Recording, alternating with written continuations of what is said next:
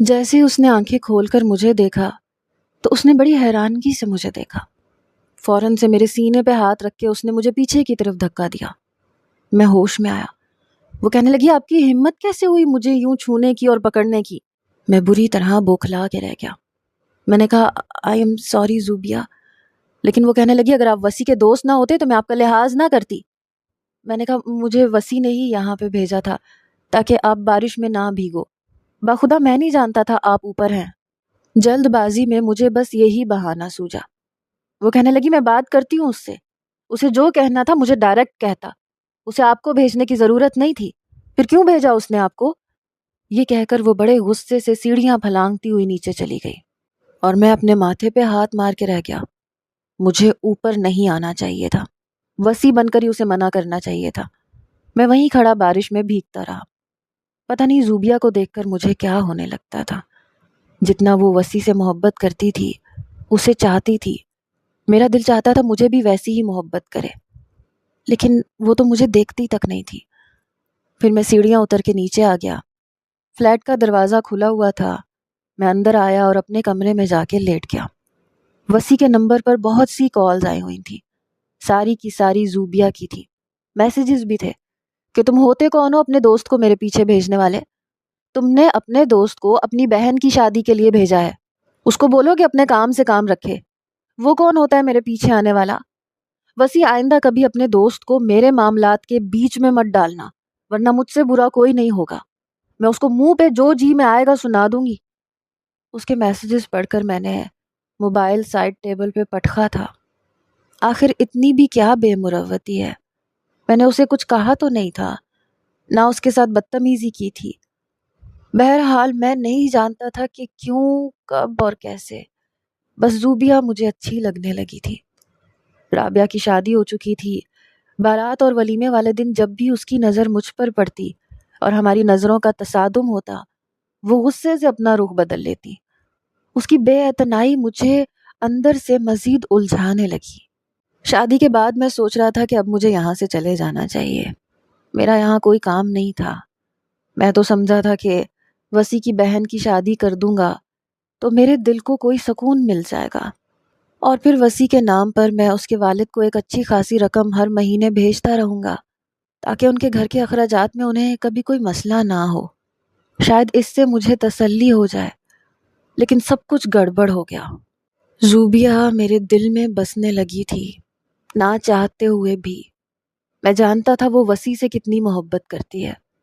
پتہ نہیں کیوں میں یہ چاہتا تھا کہ وہ مجھ سے محبت کرے، اور میرے اندر یہ طلب بڑھنے لگی تھی۔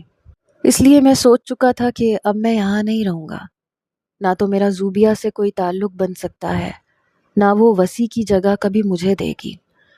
کچھ دن بعد میں نے وسی کے والد کے منہ سے یہ سنا کہ زوبیہ کے والدین واپس آ رہے ہیں۔ وہ کہنے لگی کہ جیسے ہی امی ابا عمرے سے واپس آئیں گے تو میں دبئی چلی جاؤں گی۔ یہ سن کر میں ضرور پریشان ہوا۔ میں یہ سوچ رہا تھا کہ جیسے ہی میں کراچی واپس جاؤں گا تو وسی کا فون بند کر کے ایک طرف رکھ دوں گا تاکہ میرا زوبیہ سے کوئی رابطہ نہ ہو۔ میں اس کے والد کے کمرے میں دستک دے کر اندر آیا۔ وہ اس وقت کسی کتاب کا مطالعہ کر رہے تھے۔ میں نے کہا میں اندر آ سکتا ہوں؟ کہنے لگے ارے بیٹا آؤ آؤ اندر آؤ۔ میں اندر آ گیا، زمین پہ گھٹنوں کے بل بیٹھ گیا۔ وہ کہنے لگے ارے یہاں کیوں بیٹھے ہو؟ ارے بھائی کرسی پہ بیٹھو یا پھر بیڈ پہ بیٹھ جاؤ۔ میں نے کہا نہیں مجھے یہیں بیٹھنا ہے، آپ بہت اچھے ہیں، بہت پیار کرنے والے۔ وہ کہنے لگے اچھا، کیوں تمہارے ابا تمہیں پیار نہیں کرتے ہیں؟ میرے سر پہ ہاتھ پھیر کر انہوں نے میرے بال بکھیرتے ہوئے پوچھا۔ میں نے کہا وہ زیادہ تر بیرون ملک میں ہوتے ہیں۔ تو وہ کہنے لگے اور تمہاری والدہ؟ میں نے کہا ان کا تو بہت پہلے انتقال ہو گیا تھا۔ میں نے کبھی ماں کی محبت نہیں دیکھی، سچ پوچھئے تو گھر، بہن بھائی، ماں باپ کی محبت میں نے آپ کے گھر میں دیکھی ہے۔ مجھے پتہ ہی نہیں چلا ایک مہینہ کیسے گزرا۔ سچ پوچھیں تو مجھے لگ رہا تھا جیسے رابعہ میری سگی بہن تھی۔ مجھے آپ سے بہت محبت ملی ہے اور میں یہ کبھی بھی بھولوں گا نہیں۔ وہ کہنے لگے بیٹا تم میرے لیے وسی جیسے ہو، اگر مجھ سے پوچھو تو مجھے بھی وسی کی کمی محسوس نہیں ہوئی، تم نے بالکل بیٹے کی طرح میرا ساتھ دیا، خدا تمہیں خوش رکھے۔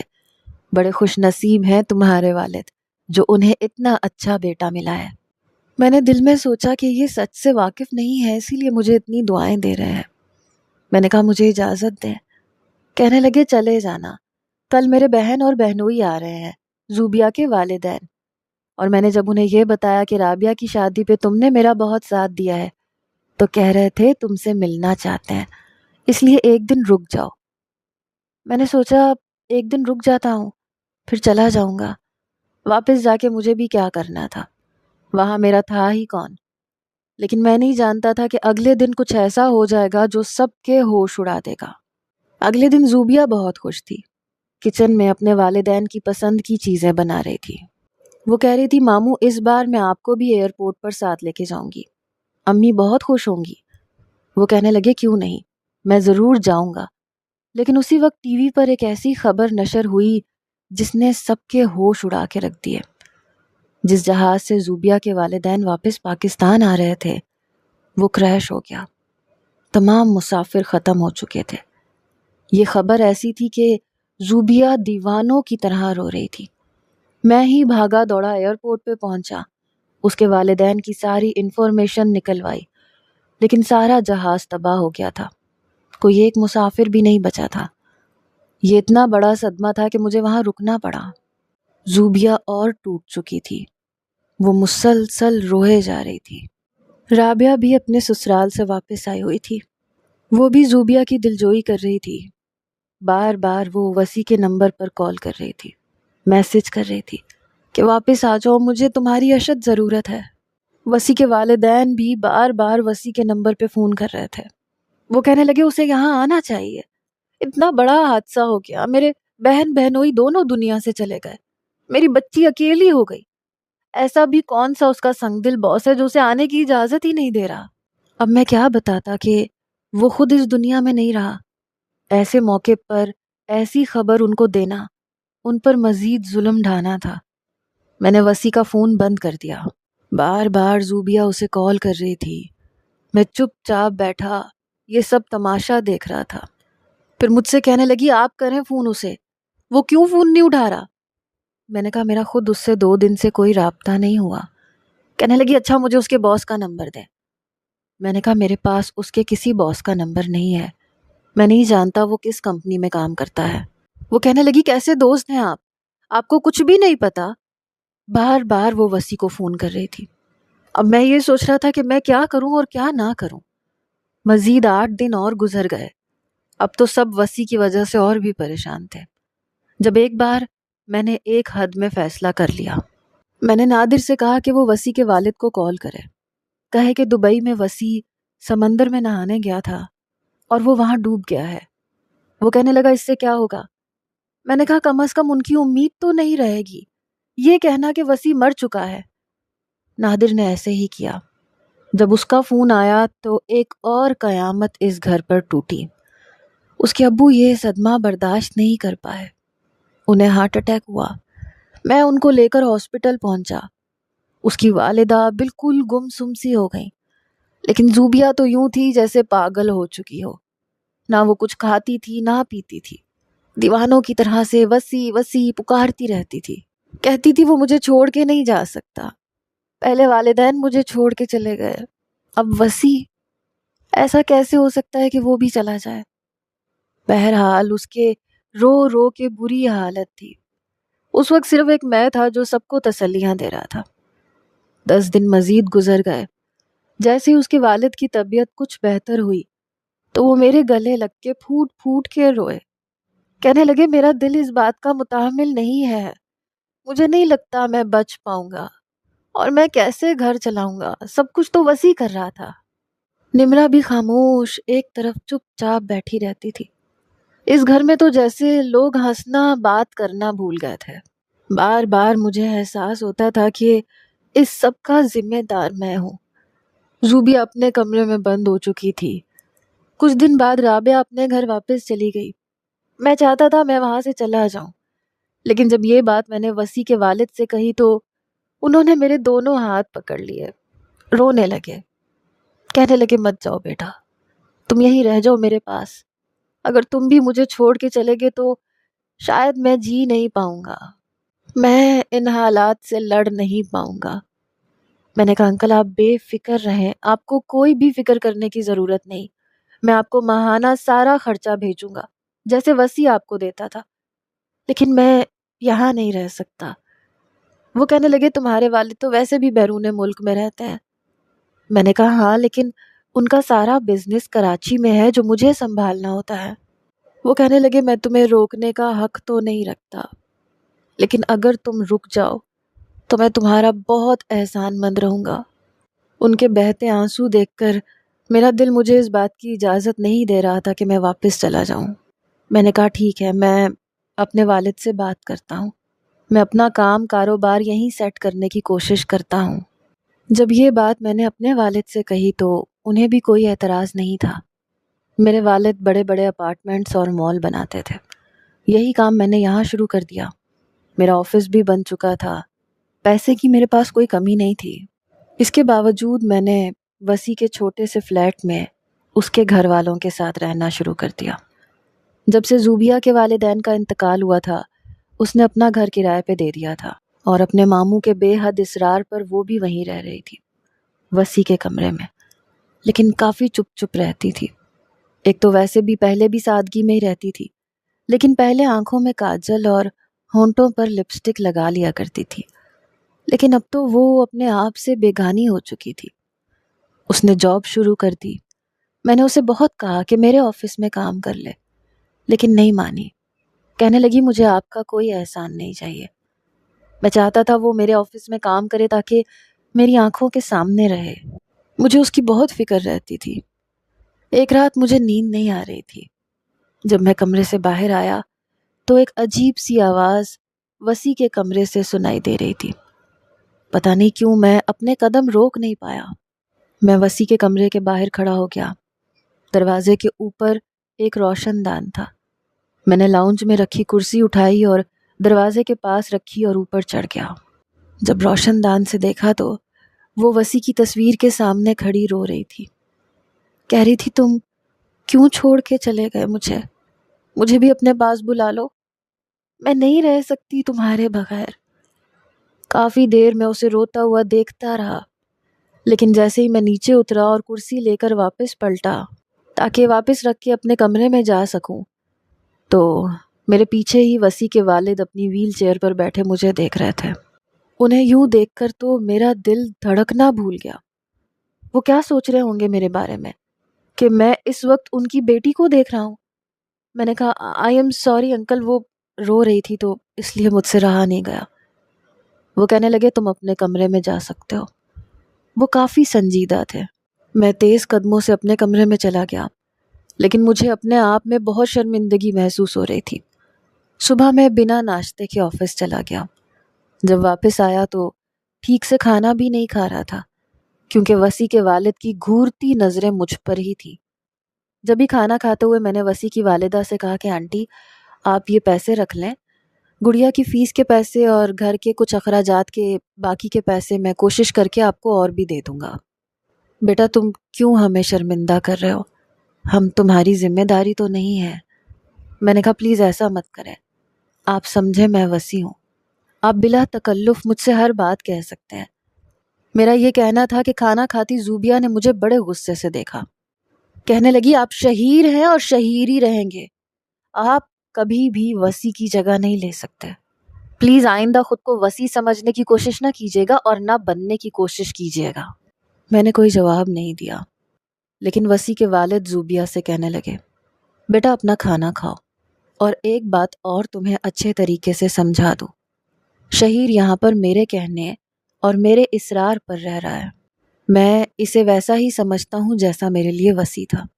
اسے نہ تو ہمارے اس چھوٹے سے فلیٹ میں رہنے کی ضرورت ہے اور نہ مجبوری، وہ یہاں صرف میری وجہ سے موجود ہے۔ اس لیے مجھے بہت برا لگے گا کہ اگر کوئی بھی شہیر کے ساتھ غیروں والی بات کرے گا یا رویہ رکھے گا۔ تم سمجھو یہ میرا ہی بیٹا ہے۔ پھر مجھ سے کہنے لگے بیٹا مجھے تم سے بات کرنی ہے کچھ، اس لیے کھانا کھا کے میں تمہارے کمرے میں آ سکتا ہوں؟ میں نے کہا انکل کیوں نہیں؟ کہنے لگے انکل نہیں مجھے بابا کہا کرو، مجھے بہت اچھا لگے گا کیونکہ وسیع مجھے بابا کہتا تھا۔ پہلی بار کسی نے مجھے اتنا بڑا حق دیا تھا۔ میں اپنے آنسو چاہ کر بھی روک نہیں پایا۔ میں نے ان کے دونوں ہاتھ پکڑ لیے، اپنے ہونٹوں پہ لگانے کے بعد آنکھوں پر لگایا۔ میں نے کہا بابا، یہ کہنے کے بعد میری اپنی آنکھوں سے آنسو روک ہی نہیں پایا۔ یہی حال وسیع کے والد کا بھی تھا۔ انہوں نے مجھے سینے سے لگا لیا، وسیع وسیع کہہ کے پھوٹ پھوٹ کے رونے لگے۔ گڑیا بھی رو رہی تھی، اس کی والدہ بھی، مگر زوبیہ چپ تھی۔ شاید وہ خود پہ ضبط باندھے ہوئے تھی۔ وہ کہنے لگے آج کے بعد تمہاری اس گھر میں اتنی ہی اہمیت ہے جتنی وسیع کی تھی۔ پھر میں انہیں اپنے ساتھ اپنے کمرے میں لے گیا۔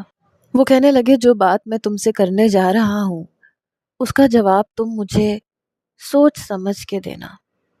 میں نے کہا جی بابا پوچھیں۔ تو وہ کہنے لگے زوبیہ کو پسند کرتے ہو؟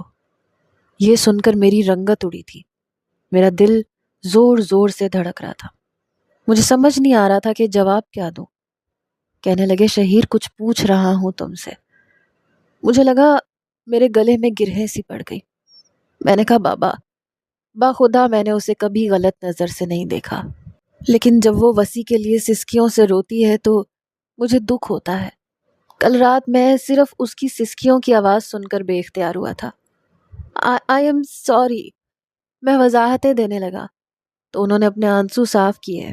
کہنے لگے میں جانتا ہوں تمہاری نیت بری نہیں ہے، تمہیں میری بچی کے دکھ کا احساس ہے، اسی لیے تم سے پوچھ رہا ہوں کیا نکاح کرو گے میری بچی سے، میری زوبیہ سے؟ یہ کہتے ہوئے وہ پھوٹ پھوٹ کے رونے لگے۔ کہنے لگے میں نے آج تک اس کی آنکھوں میں ایسی ویرانی نہیں دیکھی جیسے اب وسیع کے بعد دیکھ رہا ہوں۔ میں نہیں چاہتا وہ ساری زندگی میرے بیٹے کی بیوہ بن کے زندگی کی خوشیاں خود پہ حرام کر لے، اس لیے میں چاہتا ہوں تم وسیع کا یہ فرض بھی نبھا دو۔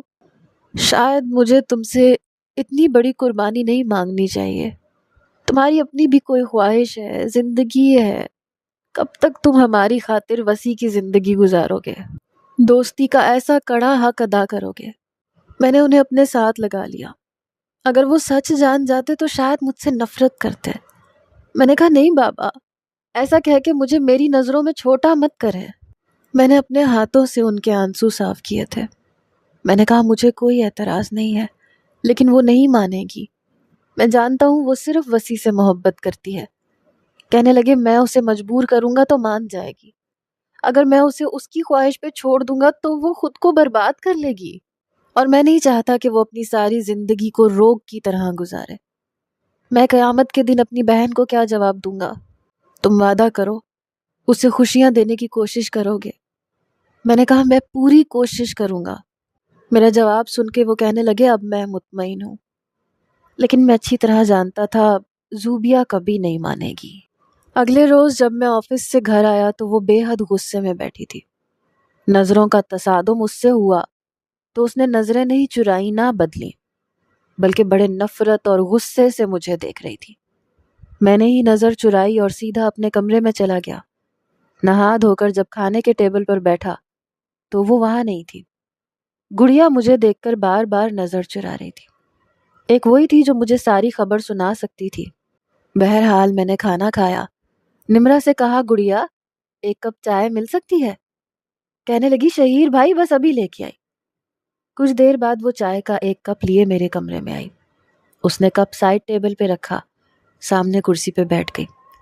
میں سمجھ گیا کہ کوئی نہ کوئی بات ضرور ہوئی ہے جسے بتانے کے لیے گڑیا بےتاب ہے۔ میں نے کہا کیا ہوا ہے گھر میں، کچھ ہوا ہے کیا؟ کہنے لگی شہیر بھائی سمجھے بس زلزلہ آتے آتے رکا ہے۔ یہ سن کر میرے پیٹ میں عجیب سا درد اٹھا۔ میں نے کہا جلدی بتاؤ کیا ہوا ہے، کیوں ڈرا رہی ہو، پہلے ہی میری جان نکلی ہوئی ہے۔ وہ کہنے لگی بابا نے زوبیہ آپی سے رشتے کی بات کی۔ میں نے کہا میں جانتا ہوں صاف انکار ہوا ہوگا۔ وہ کہنے لگی انکار بہت چھوٹا لفظ ہے، آپ کو نہیں پتا ہوا کیا ہے؟ میں نے کہا اچھا کیا ہوا ہے؟ کہنے لگی انہوں نے کہا اس لڑکے کو اس گھر سے باہر نکالیں، یہ ہوتا کون ہے وسیع کی جگہ لینے والا؟ میں نے کہا پھر بابا نے کیا کہا؟ کہنے لگی بابا نے کہا وہ تو نہیں جائے گا کیونکہ وہ وسیع ہے، وہ اسی کے رشتوں کو نبھا رہا ہے، میں چاہتا ہوں وہ یہ رشتہ بھی نبھائے۔ تو وہ کہنے لگی میرا دل وسیع کے علاوہ کسی اور کو قبول نہیں کر سکتا۔ میں نے کہا پھر بابا نے کیا کہا؟ کہنے لگی بابا نے گہری سانس لی، پھر کہنے لگے اگر تمہارے دل میں میری ذرا بھی عزت ہے تو تم اس نکاح سے انکار نہیں کرو گی۔ میں نے کہا پھر تو اس نے گھر کی ساری چیزیں توڑ کے پھینک دی ہوں گی اور چلا کے کہہ رہی ہوگی کہ میرے ساتھ زبردستی مت کریں۔ کہنے لگی نہیں، انہوں نے ایسا کچھ نہیں کیا۔ میں نے کہا پھر کیا کہا؟ تو وہ کہنے لگی کہ ماموں پلیز میرے ساتھ زبردستی مت کریں۔ میں نے کہا پھر؟ کہنے لگی پھر کیا؟ بابا نے کہا کہ اگر تمہیں واقعی وسیع سے محبت ہے اور تمہاری نظر میں میری ذرا سی بھی عزت ہے تو تم نکاح سے انکار نہیں کرو گی، ورنہ میں سمجھوں گا میں تمہارا کچھ نہیں لگتا۔ میں نے کہا پھر؟ میرا دل اس وقت زور زور سے دھڑک رہا تھا۔ کہنے لگی پھر کچھ نہیں، تب سے چپ بیٹھی ہے، سب کو کھا جانے والی نظروں سے دیکھ رہی ہے۔ وہ تو مجھے بھی نظر آ رہا تھا۔ پھر کہنے لگی چائے گرم کر کے لا دوں آپ کو؟ تو میں نے کہا نہیں، ٹھنڈی پی لوں گا۔ کہنے لگی ویسے آپ کو ایک راز کی بات بتاؤں؟ میں نے کہا ہاں جلدی بتا دو۔ تو کہنے لگی مان جائیں گی، بابا کی بات نہیں ٹالتی۔ میں نے کہا اس بار ٹال دے گی، یہ بات نہیں مانے گی۔ میری بات سن کر وہ باہر چلی گئی۔ پتہ نہیں کیوں میرے دل میں ایک عجیب سی بے چینی تھی۔ میں چائے کے گھونٹ بھر رہا تھا جب میرے نمبر پر زوبیہ کی کال آئی، اور ایسا پہلی بار ہوا تھا۔ میرا دل اور بھی زور سے دھڑکا، بے لگام گھوڑے کی طرح سے دوڑنے لگا۔ میں نے فون اٹھایا اور کان پہ لگایا۔ کہنے لگی سمجھتے کیا ہو تم خود کو؟ دیکھو صبح ہونے سے پہلے پہلے یہاں سے دفع ہو جاؤ، چلے جاؤ یہاں سے، واپس اپنے کراچی چلے جاؤ۔ کیا جادو کیا ہے تم نے ماموں پہ؟ وہ کیوں میرے ساتھ زبردستی کر رہے ہیں؟ مجھے ایموشنل بلیک میل نہیں کیا جا سکتا۔ مجھے نہیں کرنی تم سے شادی، سمجھے نا؟ میں صرف وسیع سے محبت کرتی ہوں۔ میں نے کہا میں کہیں نہیں جاؤں گا اور میری طرف سے تم پہ کوئی زور زبردستی نہیں ہے۔ تو وہ کہنے لگی ٹھیک ہے پھر تم ماموں سے کہہ دو کہ تم مجھ سے شادی نہیں کرو گے۔ میں نے کہا تو تم یہ خود کیوں نہیں کہہ دیتی؟ کہنے لگی میں نہیں کہہ سکتی، میری مجبوری ہے۔ میں نے کہا میں بھی انکار نہیں کر سکتا، بلکہ میں تو اپنی زندگی کا یہ فیصلہ ان کے حق میں دے چکا ہوں، میں اس لیے انکار نہیں کر سکتا۔ میری بات سن کے کہنے لگی مجھے پتہ تھا تمہاری نیت مجھ پہ پہلے سے ٹھیک نہیں تھی جب وسیع زندہ تھا، اور اب تو تمہیں کھلی چھٹی مل گئی۔ لیکن یاد رکھنا شہیر، میں ماموں کے سامنے مجبور ہو بھی گئی تب بھی میں تمہیں کبھی نہیں اپناؤں گی۔ سن رہے ہو نا تم؟ اس نے فون بند کر دیا۔ مطلب وہ واقعی انکار نہیں کر سکتی تھی۔ میں مطمئن سا ہو گیا۔ اگلے روز وسیع کے والد نے کہا کہ اس جمعے میں تمہارا نکاح زوبیہ سے کرنا چاہتا ہوں، تم چاہو تو اپنے والد کو بلا لو، انہیں کوئی اعتراض تو نہیں ہوگا۔ میں نے کہا نہیں، میں اپنے فیصلے میں خود مختار ہوں۔ میں نے اپنے والد کو یہ ضرور کہا تھا کہ وہ میرے نکاح پہ پہنچ جائے۔ جمعے کو میرا نکاح سادگی سے زوبیہ کے ساتھ ہو گیا۔ میرے والد نے زوبیہ کو ڈائمنڈ کا سیٹ گفٹ دیا تھا جسے اس نے بے دلی سے وصول کیا۔ میرے والد رات کی فلائٹ سے ہی واپس کراچی چلے گئے۔ اگلے روز ان کی لندن واپسی تھی۔ بس یہی ایک فرض تھا ان کا جسے وہ نبھانے آئے تھے۔ اصل محبت تو مجھے وسیع کے باپ سے ملی تھی۔ مجھے گلے لگا کے بہت دعائیں دی، پھر مجھے خود وسیع کے کمرے کے باہر تک لے کر گئے۔ وہ کہنے لگے زوبیہ کے رویے کو تھوڑا سا برداشت کر لینا، مجھے یقین ہے بہت جلد وہ تم سے اپنا رویہ بدل لے گی۔ میں نے کہا فکر مت کریں، میں سمجھتا ہوں وہ کس کیفیت سے گزر رہی ہے۔ وہ مجھے کمرے کے باہر چھوڑ کر جا چکے تھے۔ میں نے دھڑکتے دل کے ساتھ کمرے کا دروازہ کھولا۔ میں جیسے کمرے کے اندر داخل ہوا، وہ سفید سادے سے جوڑے میں ملبوس تھی۔ وسیع کی تصویر کو سینے سے لگائے صوفے پہ بیٹھی رو رہی تھی۔ میں نے ایک گہری ٹھنڈی سانس لی اور پھر کمرے میں داخل ہو کر کمرے کا دروازہ بند کر دیا، دروازہ لاک کیا۔ اس نے میری طرف دیکھنے کی بھی زحمت نہیں کی، بس وسیع کی تصویر کو گلے لگائے آنسو بہائے جا رہی تھی۔ وہ مجھ پہ یہ باور کروانا چاہتی تھی کہ وہ مجھے کچھ بھی نہیں سمجھتی۔ میں نے بڑی خاموشی سے الماری میں سے اپنے کپڑے نکالے اور واش روم چلا گیا۔ کپڑے تبدیل کر کے میں واپس آیا، وہ صوفے پہ لیٹ چکی تھی۔ میں نے کمرے کی لائٹ بجھائی اور بیڈ پہ خاموشی سے لیٹ گیا، لیکن نیند نہیں آ رہی تھی۔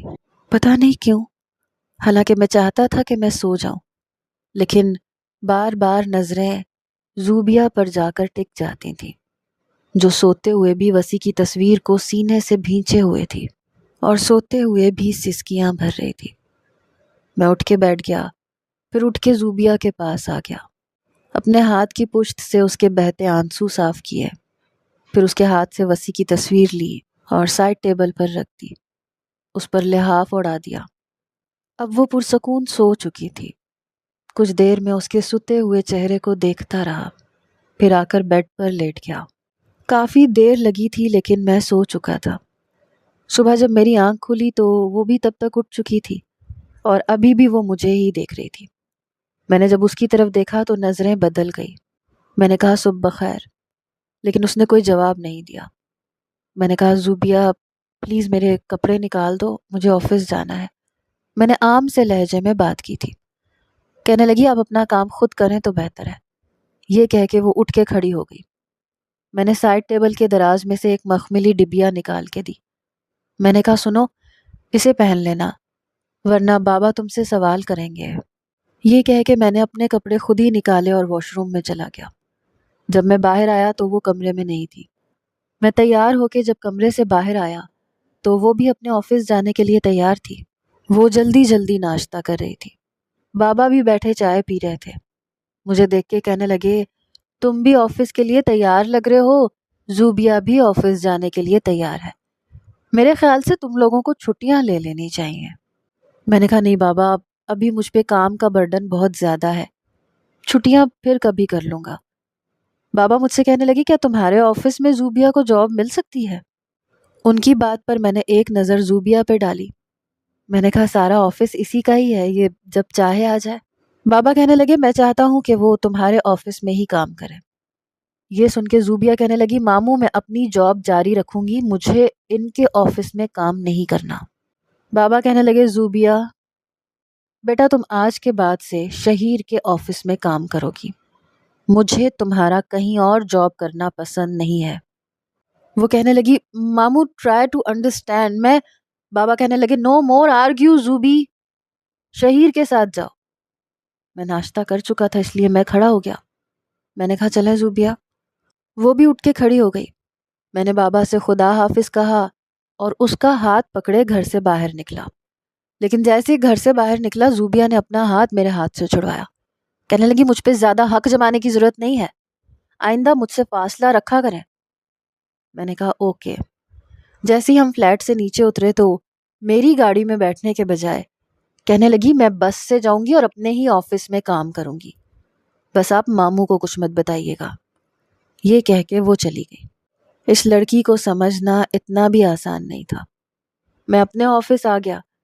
پھر واپسی پر جب میں بلڈنگ کے پارکنگ ایریا میں گاڑی کھڑی کر کے اوپر جانے لگا تو وہ وہیں کھڑی تھی۔ میں نے کہا تم یہاں کیوں کھڑی ہو، اوپر کیوں نہیں گئی؟ کہنے لگی میں نہیں چاہتی ماموں کو یہ پتا چلے کہ میں تمہارے آفس میں کام نہیں کر رہی۔ میں نے کہا ٹھیک ہے۔ میں نے کندھے اچکائے۔ وہ میرے ساتھ ہی اوپر چلی گئی۔ سب کے سامنے وہ یہ ظاہر کرتی تھی جیسے سب کچھ ٹھیک ہے، لیکن سب کچھ ٹھیک نہیں تھا۔ کمرے میں جاتے ہی وسیع کی تصویر پکڑتی تھی، اسے سینے سے لگا کے صوفے پہ لیٹ جاتی تھی۔ میں کئی دنوں سے یہ برداشت کر رہا تھا، لیکن ایک مرد ہوتے ہوئے اور ایک شوہر ہوتے ہوئے یہ چیز میرے لیے زیادہ دیر تک برداشت کرنا ممکن نہیں تھا۔ آخر بیوی تھی وہ میری، میں اس کا محرم تھا۔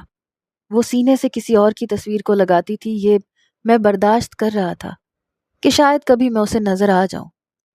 ٹھیک ہے اس نے وسیع سے محبت کی تھی، شادی بھی کرنا چاہتی تھی، لیکن شادی ہوئی تو نہیں تھی۔ کبھی کبھی میرا دل چاہتا تھا اس کو پکڑ کے بری طرح سے جھنجھوڑ کے رکھ دوں، اسے کہوں کہ مجھے دیکھا کرو، میں ساری زندگی محبت کے لیے ترسا ہوں، کسی روز مجھ پہ بھی محبت بن کے ٹوٹ کے برسو، مجھے سیراب کر دو۔ میں نے بھی تو دھوکے کھائے تھے۔ سچ پوچھیں تو مجھے ایسی ہی لڑکی کی محبت چاہیے تھی جیسی زوبیہ وسیع سے کرتی تھی۔ ایک دن تو میری ساری برداشت کی حدیں ختم ہو گئیں۔ جب میں کمرے میں آیا تو وسیع کی تصویر کو پکڑے رو رہی تھی۔ کہنے لگی آج میرا برتھ ڈے ہے، تمہیں یاد ہے پچھلے برتھ ڈے پر ہم نے کتنا مزہ کیا تھا، ایک ساتھ گھومنے گئے تھے، کھانا کھایا تھا، تم نے مجھے گفٹ دیا تھا، کیک بھی اپنے ہاتھوں سے کھلایا تھا، وسیع تم مجھے کیوں چھوڑ کے چلے گئے؟ یہ کہتے ہوئے اس نے وسیع کی تصویر پر اپنے ہونٹ رکھے اور مجھے لگا کسی نے میرے پورے وجود کو کسی آگ کی بھٹی میں پھینکا ہو۔ میں مٹھیاں بھینچ کے اسے دیکھ رہا تھا اور وہ اس کی تصویر کو بے ساختہ چوم رہی تھی۔ شاید میں اس سے زیادہ برداشت نہیں کر سکتا تھا۔ میں تیز قدموں سے چلتا اس کے پاس آیا، اس کے ہاتھ سے وسیع کی تصویر کھینچ کے بیڈ پہ پھینک دی۔ وہ غصے سے مجھے دیکھنے لگی، اپنے آنسو اپنے ہاتھ کی پشت سے صاف کیے، کہنے لگی یہ کیا بدتمیزی ہے؟ میں نے کہا یہ مجھے پوچھنا چاہیے کہ یہ کیا بدتمیزی ہے، کیا کر رہی تھی تم؟ کہنے لگی تم ہوتے کون ہو میرے ہاتھ سے وسیع کی تصویر کھینچنے والے؟ میں نے کہا تم کون ہوتی ہو ایک اجنبی غیر محرم کو چومنے والی، میری بیوی ہوتے ہوئے؟ پہلی بار میں نے بڑے استحقاق سے یہ بات کہی تھی، اس پر اپنا حق جمایا تھا۔ کہنے لگی تم سے شادی میری مجبوری تھی، یہ مت سمجھنا کہ تم میری مجبوری سے کوئی فائدہ اٹھا سکتے ہو۔ یہ کہہ کے وہ بیڈ کی طرف بڑھی تاکہ وسیع کی تصویر کو پکڑ سکے، لیکن میں نے اس کو بازو سے پکڑ کے اپنے سامنے کھڑا کیا۔ میں نے کہا میں بہت برداشت کر رہا ہوں، میرے صبر کا امتحان مت لو۔ بس یہ تمہارا منگیتر تھا، شوہر نہیں تھا، تمہاری اس سے شادی نہیں ہوئی تھی، میں تمہارا شوہر ہوں، مجھ سے نکاح کیا ہے تم نے۔ کہنے لگی میں نے نکاح مجبوری میں کیا ہے۔ میں نے کہا جیسے بھی کیا ہے، میں نے تمہارے سر پہ پستول نہیں رکھی تھی، تم نے خود ایجاب و قبول کیا تھا، اپنے ماموں کے کہنے پہ کیا تھا یا کسی اور کے کہنے پہ کیا تھا، یہ میرا مسئلہ نہیں ہے، تم نے خود مجھے قبول کیا ہے اور میں تم پر بہت سے حق رکھتا ہوں۔ زوبیہ کہنے لگی میرے دل میں وسیع رہتا ہے، تم کبھی نہیں آ سکتے۔ میں نے کہا میں جانتا ہوں تمہارے دل میں کون رہتا ہے کون نہیں رہتا، اور مجھے اس سے کوئی غرض نہیں ہے، لیکن تمہاری زندگی میں ہوں، اس لیے میں اپنی آنکھوں کے سامنے یہ برداشت نہیں کر سکتا کہ میری آنکھوں کے سامنے میری بیوی کسی اور کی تصویر کو چومے۔ اس کا حق صرف میں رکھتا ہوں، تمہیں جس سے محبت کرنی ہے کرو، ساری زندگی کرتی رہو، لیکن تم میرا حق کسی کو میرے سامنے دو گی تو میں برداشت نہیں کروں گا۔ آج جو کچھ میں نے دیکھا ہے نا، دوبارہ کرتی ہوئی کبھی نظر آئی نا تو یاد رکھنا، اس کمرے میں تمہیں وسیع کی کوئی تصویر نظر نہیں آئے گی۔ وہ کہنے لگی ہاؤ ڈیئر یو، اسی کے گھر میں، اسی کے کمرے میں، اسی کی محبوبہ کو اپنا بنانے کے بعد تم مجھے یہ کہہ رہے ہو کہ تمہیں اس کمرے میں اس کی تصویر نظر نہیں آئے گی؟ میں ماموں سے جا کے کہہ دوں گی کہ تم اندر سے وسیع سے کتنی نفرت کرتے ہو۔ میں نے کہا میں اس سے نفرت نہیں کرتا، سمجھ آئی؟ میں تم سے محبت کرتا ہوں، اور یہ میری محبت ہے کہ میں اپنا شہر، اپنا بنگلہ، اپنا جمع جمایا کام چھوڑ کے یہاں اسلام آباد میں اس گھر میں رہ رہا ہوں، ورنہ مجھے گھر کی کمی نہیں ہے۔ میں چاہوں تو بس 1 گھنٹے کے اندر اندر تمہیں اپنے گھر لے جا سکتا ہوں۔ اگر میں تمہیں یہاں نظر آ رہا ہوں نا تو صرف اس وسیع کی وجہ سے۔ میں نہیں چاہتا کہ اس کے والدین میرے جانے سے اکیلے پڑ جائیں، جو میرے اندر کہیں نہ کہیں اپنے بیٹے کو تلاش کرتے ہیں، اپنے دل کو تسکین دینے کی کوشش کرتے ہیں۔ میں وسیع کے لیے اپنے وجود کو نظر انداز کر چکا ہوں، خود کو شہیر سمجھنا میں نے چھوڑ دیا ہے، صرف اس لیے کہ گڈی کو، رابعہ کو اپنے بھائی کی کمی محسوس نہ ہو، تمہارے ماموں ممانی کو یہ نہ لگے کہ ان کا بیٹا ہمیشہ کے لیے اس دنیا سے چلا گیا اور اب ان کے پاس کچھ نہیں بچا۔ میری بات کو سمجھو، میں وسیع سے بہت محبت کرتا ہوں، اسی لیے خود تو رو سکتا ہوں، لیکن جو تم کر رہی ہو نا وہ نہیں دیکھ سکتا۔ مجھ سے ایسی کوئی آزمائش مت لو۔ یہ کہنے کے بعد میں نے اس کی تصویر بیڈ سے اٹھائی اور سائڈ ٹیبل کے دراز میں رکھ دی۔ وہ خاموشی سے مجھے دیکھ رہی تھی۔ دوبارہ سے صوفے پہ جا کے بیٹھ گئی۔ میں نے تکیہ غصے سے بیڈ پہ پھینکا اور لیٹ گیا، کروٹ بھی دوسری طرف لے لی۔ اس وقت میں اس کی شکل بھی دیکھنا نہیں چاہتا تھا، شاید وہ بھی لیٹ کے سو چکی تھی۔ کافی دیر میں اپنا دل جلاتا رہا، پتہ نہیں کب نیند آئی۔ صبح اٹھا تو کمرے میں نہیں تھی، لیکن اس بار میں نے اپنے کپڑے خود نہیں نکالے، میں نے اسے پکارنا شروع کر دیا، زوبیہ زوبیہ آوازیں لگانا شروع کر دی۔ وہ کمرے میں آ گئی، کہنے لگی کیا ہے؟ میں نے کہا مجھے کپڑے نکال کے دو۔ اس بار میرے لہجے میں استحقاق تھا۔ کہنے لگی تم روز خود نکالتے ہو نا، آج نکالتے ہوئے تمہیں کیا تکلیف ہو رہی ہے؟ میں خود لیٹ ہو رہی ہوں، ناشتہ بنا رہی ہوں میں نے کہا اگر تم بنا میرے کپڑے نکالے یہاں سے گئی تو میں پھر سے تمہیں آوازیں لگانا شروع کر دوں گا۔ چلو میرے کپڑے نکالو، میرا بٹوا، میرا موبائل، گاڑی کی چابی، سب کچھ یہاں رکھ کے جانا۔ یہ کہہ کر میں نے تولیہ پکڑا اور واش روم میں چلا گیا۔ جب نہا کر باہر آیا تو میرے چہرے پر ایک دل فریب مسکراہٹ تھی، کیونکہ بیڈ پہ سب کچھ موجود تھا۔ میں تیار ہو کے باہر آیا تو وہ ناشتہ کر رہی تھی۔ میں ٹیبل پر بیٹھ گیا۔ میں نے کہا زوبیہ پلیز مجھے بریڈ پہ مکھن لگا دو۔ اس نے مجھے حیرت اور غصے سے دیکھا، پھر اپنے ماموں کی طرف دیکھنے لگی، پھر خاموشی سے مجھے بریڈ پہ مکھن لگا کے دے دیا۔ میں نے کہا تھینک یو۔ چائے میں 1 چمچ چینی، بس میرا یہ کہنا تھا۔ اس نے فلاسک سے کپ میں چائے ڈالی، اس میں چینی ڈال کر میرے آگے رکھ دی۔ میں نے کہا کل تم نے ریزائن کر دیا تھا آفس سے؟ وہ جو چائے کے گھونٹ پی رہی تھی اس کا کپ وہیں رکا۔ وسیع کے والد اس کی طرف دیکھنے لگے، کہنے لگی کیا مطلب؟ میں نے کہا کہ ایکچولی کل آفس گئی تھی نا تم، کہ ریزائن کر کے آج اپنا آفس جوائن کرو گی، تو ہاں تم بتاؤ تم نے کر دیا ریزائن؟ وہ تو یوں تھی جیسے مجھے نظروں سے ہی قتل کر دے گی۔ کہنے لگی ہاں کر دیا۔ میں نے کہا گڈ۔ کب سے میں شرافت دکھا رہا تھا لیکن اسے سمجھ نہیں آ رہی تھی، اس لیے مجھے یہ قدم اٹھانا پڑا۔ جیسے ہی ہم گھر سے باہر نکلے کہنے لگی سمجھتے کیا ہو خود کو؟ کیا ضرورت پڑی تھی ماموں کے سامنے یہ سب کہنے کی؟ دیکھو مجھے تمہارے آفس میں کام نہیں کرنا۔ میں نے کہا میرے ساتھ نہ زیادہ بحث مت کرو، چلو گاڑی میں بیٹھو۔ کہنے لگی نہیں بیٹھنا مجھے۔ میں نے کہا تماشا مت بناؤ، تمہیں کہہ رہا ہوں گاڑی میں بیٹھو تو اس کا مطلب گاڑی میں بیٹھو۔ تم کہیں اور کام نہیں کرو گی، تم صرف میرے آفس میں کام کرو گی، ورنہ تم گھر میں بیٹھو، گھر کے کام کیا کرو۔ کوئی ضرورت نہیں ہے مجھے تمہاری نوکری کی۔ میں تمہاری مرضی سے نہیں چلوں گی۔ میں نے کہا میری مرضی سے چلنا پڑے گا، نہیں چلو گی تو تمہارے ماموں کو جا کے بتا دوں گا۔ وہ مجھے غصے سے دیکھ رہی تھی، کہنے لگی مجھے نہیں کرنی جاب، میں گھر پہ ٹھیک ہوں۔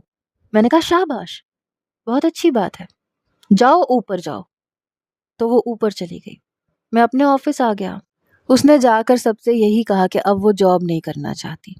بہرحال جب میں آفس سے واپس آتا تھا تو وہ مجھے کچن میں نظر آتی تھی اور میری نظریں اسی کی متلاشی ہوتی تھیں۔ سادے سے لباس میں گھر کے کاموں میں الجھی رہتی تھی۔ چھٹی کے دن میں نے گڈی سے کہا، میں نے کہا گڈی کل چھٹی ہے، آئس کریم کھانے چلو گی؟ کہنے لگی ہاں شہیر بھائی کیوں نہیں۔ میں نے کہا ٹھیک ہے، کھانے کے بعد فوراً سے ریڈی ہو جاؤ۔ وہ خوش ہو گئی۔ میں نے کہا بابا آپ بھی ساتھ چلیں نا۔ کہنے لگے کہاں بیٹا، مجھ سے کہاں جایا جاتا ہے۔ میں نے کہا میں آپ کو لے کے جا سکتا ہوں، اس میں کوئی بڑی بات نہیں ہے، لفٹ سے ہم نیچے اتریں گے، وہاں سے میں آپ کو گاڑی میں بٹھا لوں گا۔ کہنے لگے نہیں بیٹا، کہاں تم اتنی تکلیف اٹھاتے پھرو گے، تم لوگ جاؤ بس، تم مجھے آئس کریم گھر پہ لا دینا۔ میں نے کہا امی آپ تو ساتھ چلیں گی نا؟ کہنے لگی نہیں، تمہارے بابا کے بغیر میں کہیں نہیں جاتی، ہم دونوں کو تم گھر پہ آئس کریم لا دینا۔ میں نے کہا ٹھیک ہے جیسے آپ کی مرضی۔ اس وقت زوبیہ کھانا کھا چکی تھی۔ میں نے کہا جلدی سے تیار ہو جاؤ۔ میری بات سن کر اس نے بڑی تیکھی نظر سے مجھے دیکھا، کہنے لگی میں کہیں نہیں جا رہی، مجھے آئس کریم ویسے بھی پسند نہیں ہے۔ لیکن وسیع کے والد کہنے لگے زوبی تمہیں آئس کریم بہت پسند ہے، میں جانتا ہوں، کیوں انکار کر رہی ہو؟ جاؤ جا کے تیار ہو جاؤ، میں دیکھ رہا ہوں تم شہیر سے ٹھیک سے بات نہیں کرتی۔ زوبیہ کہنے لگی ایسی کوئی بات نہیں ہے ماموں۔ کہنے لگے پھر کیوں منع کر رہی ہو، تیار کیوں نہیں ہو رہی؟ کہنے لگی بس میرا دل نہیں چاہتا، مجھے کہیں نہیں جانا۔ وہ کہنے لگے میں انکار نہیں سنوں گا، جاؤ جا کے تیار ہو کے آؤ، اور وہ بھی 10 منٹ میں۔ جیسے ہی وہ کمرے میں گئی تو مجھ سے کہنے لگے میں نے اپنی بیٹی کی شادی تمہارے ساتھ اس لیے نہیں کی کہ وہ وسیع کے غم کو دل سے لگائے رکھے، اسے اس غم سے باہر نکالنا تمہارا کام ہے، تم اس کے شوہر ہو۔ میں نے کہا جی میں کوشش تو کر رہا ہوں، لیکن تھوڑی سی کوشش تو اسے بھی کرنی چاہیے، تالی ایک ہاتھ سے تو نہیں بجتی، اسے میری کوئی پرواہ نہیں ہے، میری طرف دیکھتی بھی نہیں ہے۔ میں نے بھی شکوہ کر دیا۔ میری بات سن کے کہنے لگے اچھا ٹھیک ہے، میں سمجھاؤں گا اسے۔ پھر اپنی بیوی سے کہنے لگے کہ تم زوبیہ کو سمجھاؤ، رشتے کو ویسے نبھائے جیسے نبھانے کا حق ہے۔ ان کا لہجہ سخت تھا، گڈی تیار ہو کے آ گئی تھی، کہنے لگی شہیر بھائی چلیں؟ میں نے کہا ہاں ٹھیک ہے چلو۔ میں نے کہا بابا میں گڈی کو لے کے نیچے جا رہا ہوں، زوبیہ تیار ہو جائے تو اسے کہیے گا کہ نیچے آ جائے، میں انتظار کر رہا ہوں اس کا۔ کہنے لگے تم جاؤ میں اسے بھیجتا ہوں۔ میں گڈی کو لے کر نیچے آ گیا، اس سے ادھر ادھر کی باتیں کرنے لگا۔ تھوڑی دیر بعد وہ جینز کی پینٹ پر کرتی پہنے، دوپٹے میں گلا لیے، صرف ہونٹوں پہ لپسٹک تھی اور آنکھوں میں بے تحاشا غصہ، فرنٹ ڈور کھول کے بیٹھی، زور سے دروازہ بند کیا۔ پورا راستہ اس نے مجھ سے بات نہیں کی، البتہ آئس کریم خاموشی سے کھاتی رہی۔ گڈی کبھی اس کی طرف دیکھ رہی تھی کبھی میری طرف، وہ زیادہ تر بات بھی مجھی سے کر رہی تھی، جانتی تھی زوبیہ غصے میں بیٹھی ہے۔ آئس کریم کھا کے ہم لوگ واپس آئے، لیکن جیسے ہی میں کمرے میں جانے لگا، وسیع کے والد نے مجھے اپنے کمرے میں بلایا۔ کہنے لگے تمہاری مما نے اسے سمجھایا ہے، وہ تمہیں تمہارے حق سے روکے گی نہیں، اس لیے تم اپنے قدم آگے بڑھا دو۔ میں اپنی بیٹی کو خوش دیکھنا چاہتا ہوں شہیر، وسیع کی یاد میں روتے تڑپتے ہوئے نہیں۔ میں نے ان کے ہاتھ پہ ہاتھ رکھا، میں نے کہا میں پوری کوشش کروں گا۔ جب میں کمرے میں گیا تو بیڈ پہ بیٹھی روئے جا رہی تھی، میں جیسے ہی اس کے پاس بیٹھا تو پیچھے ہٹ گئی۔ میں نے کہا کہ وہ بابا چاہتے ہیں کہ میں پتہ نہیں میرے دماغ میں سارے الفاظ گڈ ہو چکے تھے۔ کہنے لگی میں جانتی ہوں تم کیا چاہتے ہو، بار بار ماموں کا نام مت لو، پتہ نہیں کیا پٹیاں پڑھائی ہیں تم نے انہیں میرے خلاف، جو انہیں میں بری لگتی ہوں اور تم اچھے لگتے ہو، اور تم مجھے حاصل کرنا چاہتے ہو۔ تو میں بیٹھی ہوں بیڈ پہ، کر لو اپنا شوق پورا، روکوں گی نہیں تمہیں۔ اس نے اجازت بھی اس طرح دی جیسے مجھ پہ احسان کر رہی ہو۔ کچھ دیر میں اس کے چہرے کو دیکھتا رہا، لیکن اس بار میں سوچ کے آیا تھا کہ وہ کچھ بھی کہتی رہے میں پیچھے نہیں ہٹوں گا۔ میں نے کمرے کا لیمپ بند کر دیا، دل کی بے اختیاریاں بڑھنے لگیں، میں اس پر اپنی محبت نچھاور کرنے لگا، سارے فاصلے مٹانے لگا۔ میں نے نہ محبت میں کنجوسی دکھائی نہ اظہار میں جانتا تھا محبت کا جواب محبت سے نہیں ملے گا، وقت لگے گا اسے اپنا بنانے میں۔ جب تک میں دوریاں ختم نہیں کروں گا وہ کبھی میرے بارے میں نہیں سوچے گی۔ صبح اس کی آنکھیں بہت متورم تھیں، شاید بہت روئی تھی۔ میں آفس میں آ کر بھی اسی کے بارے میں سوچتا رہا۔ رات کو جیسے ہی کمرے میں گیا تو اس نے فوراً سے وسیع کی تصویر سائڈ ٹیبل کے دراز میں رکھ دی۔ میرا دل بجھ کے رہ گیا۔ 15 دن گزر گئے، مجھے لگتا تھا جیسے میں کسی بے جان وجود کے ساتھ سر پھوڑ رہا ہوں۔ تھک چکا تھا، تنگ آنے لگا تھا، بہت کوشش کرتا تھا کہ وہ بات کرے لیکن وہ کچھ نہیں بولتی تھی۔ ایک بار جب میں کمرے میں آیا تو کچن میں گئی، میں نے کمرے سے وسیع کی ساری تصویریں اتار کے الماری میں لاک کر دیں۔ جب وہ کمرے میں آئی، کمرے کی خالی دیواریں دیکھ کے غصے سے بیڈ پہ لیٹ گئی۔ میں نے کہا کل مجھے کراچی جانا ہے 1 ہفتے کے لیے، اپنا سامان پیک کر لو تم بھی۔ کہنے لگی مجھے نہیں جانا۔ میں نے کہا زوبیہ میں تم سے پوچھ نہیں رہا، میں تمہیں بتا رہا ہوں۔ میری بات سن کے کہنے لگی میں ماموں کو چھوڑ کے کہیں نہیں جاؤں گی۔ میں نے کہا میں تمہارا شوہر ہوں، غیر نہیں ہوں۔ کہنے لگی میں اس تلخ حقیقت کو جانتی ہوں، بار بار یاد دلانے کی ضرورت نہیں ہے، مجھے نہیں جانا کہیں۔ میں نے کہا الماری میں نے ایک نائٹی رکھی ہے، جاؤ پہن کے آؤ۔ میری بات سن کر اس نے برجستہ میری طرف اپنا رخ موڑ کے دیکھا۔ میں نے کہا ایسے کیا دیکھ رہی ہو، جاؤ پہن کے آؤ۔ کہنے لگی مجھے نیند آ رہی ہے۔ میں نے کہا زوبی جاؤ۔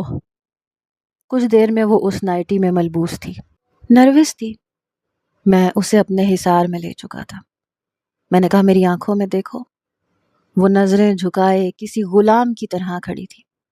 کہنے لگی مجھے نہیں دیکھنا، جو چاہتے ہو جو کر سکتے ہو کر لو۔ میں نے کہا کس بات کا ڈر ہے، مجھے دیکھو گی تو مجھ سے محبت کرنے لگو گی۔ میری بات پہ نروس ہوئی، کہنے لگی اتنی کمزور نہیں ہوں میں۔ میں نے کہا مجھے دیکھنا ہے تم کتنی طاقت رکھتی ہو، کب تک پتھر بن کے رہ سکتی ہو، میری محبت کی لو کب تک تمہیں پگھلا نہیں سکتی۔ میری آنکھوں میں آنکھیں ڈال کے مجھ سے بات کرو۔ اس وقت میری آنکھوں میں اس کے لیے جو شدتیں تھیں میں جانتا تھا وہ دیکھنے سے گریز کرے گی، لیکن آج میں اسے بخشنے کے موڈ میں نہیں تھا۔ کہنے لگی مجھے نہیں دیکھنا۔ میں نے کہا اس کا مطلب ہے میری محبت سے گھائل ہونے لگی ہو، اس لیے ڈر رہی ہو کہ مجھے دیکھ کر بے خود نہ ہو جاؤ، کہیں مجھ میں کھونے نہ لگ جاؤ۔ میرا یہ کہنا تھا کہ وہ مجھے دیکھنے لگی، کہنے لگی مجھے کوئی فرق نہیں پڑتا، سمجھے؟ میں نے کہا یہی تو دیکھنا ہے، تمہیں کب تک فرق نہیں پڑتا؟ کب تک تم میری محبت کو نظر انداز کر سکتی ہو؟ کب تک میرے رشتے کو بوجھ سمجھ کے گزار سکتی ہو؟ زوبیہ، میں تم سے محبت کرتا ہوں، میری آنکھوں میں تمہیں وہ شدت نظر آ جائے گی جس شدت سے میں تمہیں چاہتا ہوں۔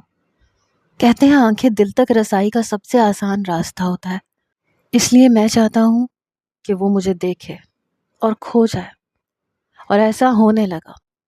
میری محبت بھری باتوں میں وہ کھونے لگی۔ میں اسے اپنے ساتھ کراچی لے گیا، اسے پورا کراچی گھمایا۔ 15 دن گزر گئے، میں واپس اسے لے کر اسلام آباد نہیں گیا۔ اب اس کا رویہ مجھ سے کافی حد تک ٹھیک ہو گیا تھا۔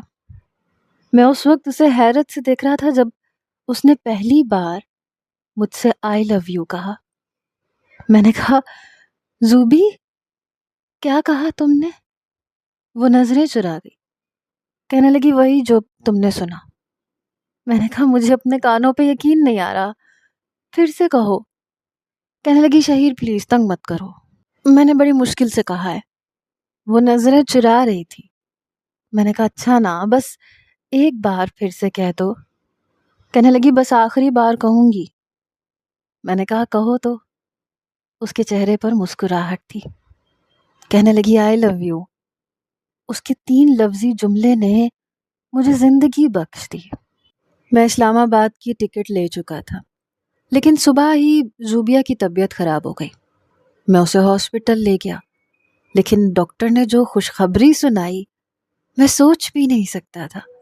زوبیہ پریگننٹ تھی، خود بھی بہت خوش تھی، لیکن جیسے ہی ہم لیڈی ڈاکٹر کے کمرے سے باہر نکلے مجھے وہاں وہ نرس نظر آ گئی جس نے مجھ سے کہا تھا کہ آپ کا دوست آپ کو آئی سی یو میں بلا رہا ہے۔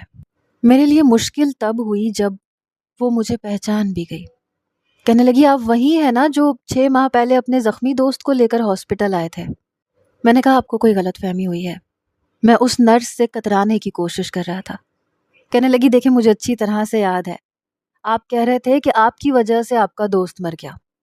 دیکھیں آپ کے دوست کی ایک امانت ہے میرے پاس، آپ ویٹ کریں میں آپ کو لا کے دیتی ہوں۔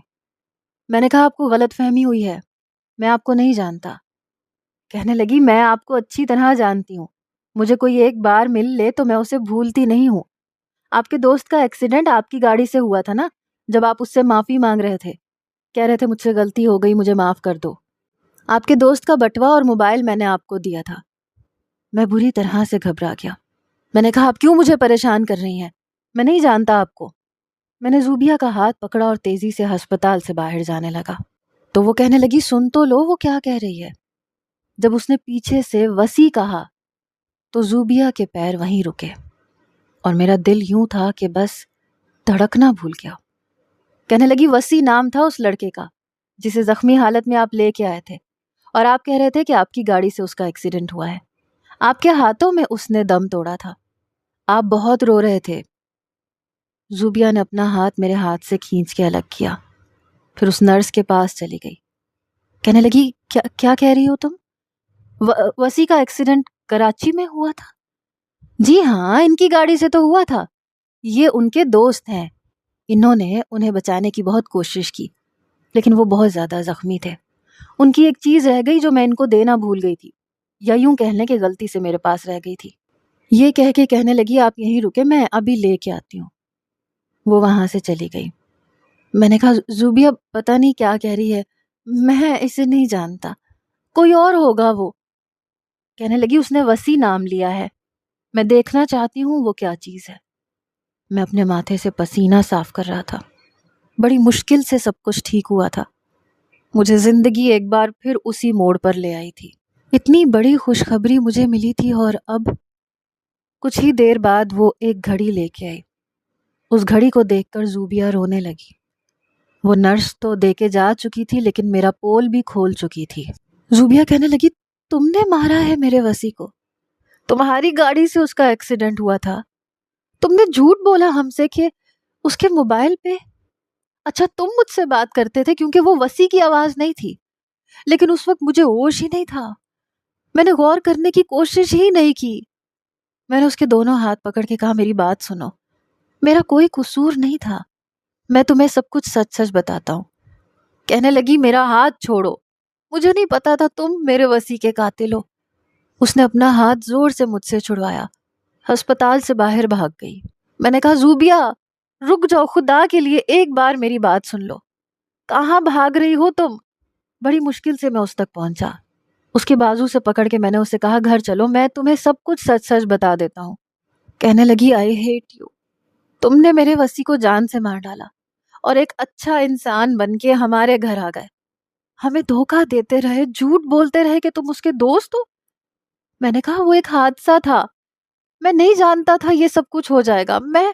میں نے اسے بچانے کی بہت کوشش کی تھی، لیکن یہ کہہ کے میں رونے لگا. میں نے کہا باخدا میری کوئی غلط نیت نہیں تھی، میں نے صرف اس لیے نہیں بتایا تھا کہ میں جانتا تھا اس کے والدین یہ دکھ برداشت نہیں کر سکیں گے، اس لیے میں خود ان کا بیٹا بن کے وہاں رہنے لگا.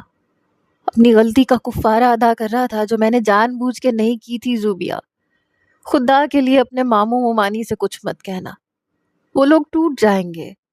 بڑی مشکل سے میں نے سنبھالا ہے، میری بات کا اعتبار کرو، خدا کی قسم میں نے اسے جان بوجھ کے نہیں مارا تھا. میرے بس میں ہوتا میں اپنی جان دے کر اسے بچا لیتا. میں اتنی بڑی قسم کھا کے تم سے کہہ رہا ہوں، اگر مجھے اپنے کیے پہ شرمندگی نہ ہوتی یا میں اسے ایک حادثہ سمجھ لیتا تو میں کبھی پلٹ کے تم لوگوں کی طرف نہ دیکھتا، کیوں واپس نہ آتا، رابعہ کی شادی نہ کرواتا، اپنی زندگی کو، اپنی شخصیت کو پس پشت ڈال کر اس چھوٹے سے فلیٹ میں تمہارے ماموں ممانی کے ساتھ وسیع بن کے نہ رہتا. میں نے اس کا ہر رشتہ نبھایا ہے، میں نے اس کی ہر ذمہ داری کو پورا کیا ہے، اپنی ذمہ داری سمجھ کے. خدا کے لیے ان سے کچھ مت کہنا، میں تمہارے سامنے ہاتھ جوڑ کے کہتا ہوں. وہ روئے جا رہی تھی. میں اسے اپنے ساتھ گھر لے گیا. میں نے کہا میری غلطی صرف یہ ہے کہ میں نے وقت پر سچ نہیں بتایا، اگر بتا دیتا تو شاید رابعہ کی شادی نہ ہوتی. اگر میں اسلام آباد نہ آتا تو تمہارے ماموں یہ صدمہ برداشت نہیں کر سکتے تھے. مجھے سمجھنے کی کوشش کرو، بہت مشکل سے سب کچھ ٹھیک ہوا ہے. بہت عرصے بعد میں نے تمہارے ماموں اور ممانی کے چہرے پر مسکراہٹ دیکھی ہے. میں اپنی ساری زندگی ان کو دینے کو تیار ہوں، ساری زندگی تم سے محبت کرنے کو تیار ہوں. میرا ساتھ دو بس، چپ مت رہو، کچھ مت کہو خدا کے لیے. کافی دیر وہ روتی رہی، لیکن پھر شاید سمجھ گئی. جب ہم اسلام آباد واپس آئے تو سب لوگ ہم سے گلے ملے، بہت خوش تھے. جب زوبیا نے یہ کہا کہ وہ پریگننٹ ہے، اس کے ماموں نے اس کا ماتھا چوما. کہنے لگے مجھے تو شدت سے اس وقت کا انتظار ہے جب میرا پوتا میری گود میں آئے گا. آج بھی یہ راز راز ہے کیونکہ زوبیا نے میرا ساتھ دیا.